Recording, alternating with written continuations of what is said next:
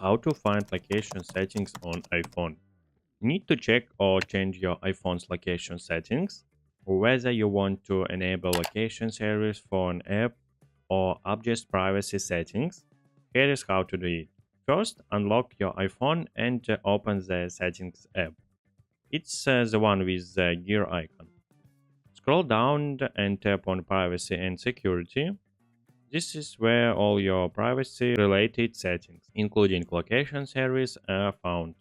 At the top, you'll see location service. Tap on it.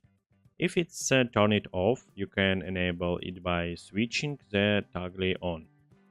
Below, you'll see a list of apps that use location service. Tap any app to choose how it can access your location. Never, the app won't use your location at all. Ask next time or when a share. The app will ask for permission each time.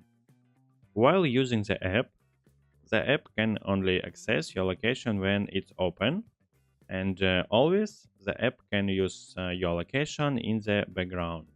Scroll to the bottom and tap System Service to control which Apple feature is. Like Find My iPhone, use your location. And that's it.